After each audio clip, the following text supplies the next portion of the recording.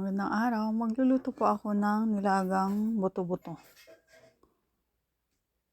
Di ko na po naipakita kung paano yung paglagay ng karne sa pressure cooker. Bali, hinugasan ko lang po siya. Tapos, inurasan ko po ng 10 minuto para lumambot.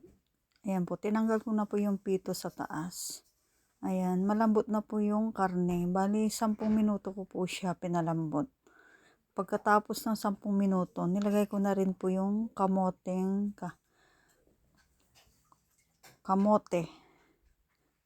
Bali, orange na kamote yan. Matamis po yan. Para maiba naman. Kasi kapag nagluluto pa ako nilaga ay patatas po yung nilalagay ko. Mas masarap po kasi ang kamote. Mas matamis.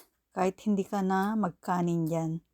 Yan na po yung pinakakanin mo. Kasi madalas po hindi po kami nagkakanin. Kaya kamote po yung nilagay ko. Tapos nilagyan ko na rin po ng pamintang buo, pamintang durog at sibuyas na puti. Pagkatapos po niyan ay hinalo-halo ko lang po. Tapos lagyan ko po ng Knorr chicken. Chicken po yung nilalagay kong Knorr. Mas malasa po para sa akin. Sa lahat po na niluluto ko ay Knorr chicken yung gamit ko. Mas masarap. Mas malasa. Try nyo po. Tapos hinalo-halo ko lang din po ulit ang aking nilagang buto-buto. Tapos nilagyan ko na rin po ng asin. Tapos halo-haloin din po natin ulit. Pagkatapos po ng asin ay lagyan din po natin ng pampalasang betchin. Ayan po. Maganda rin po yung kulay ng ating nilaga kapag chicken cube ang ating gamit. Pagkatapos po yan ay lagyan na rin po natin yung repolyo.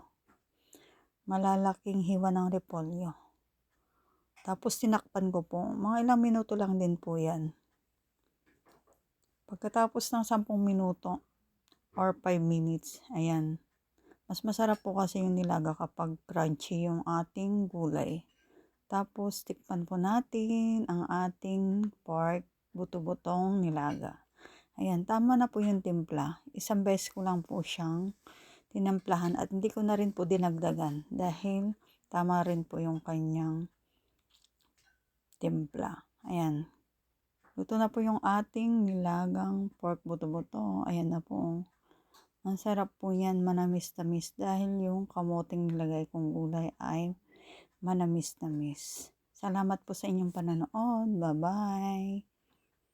Thank you for watching. Bye-bye again. Charap. Mga tayon.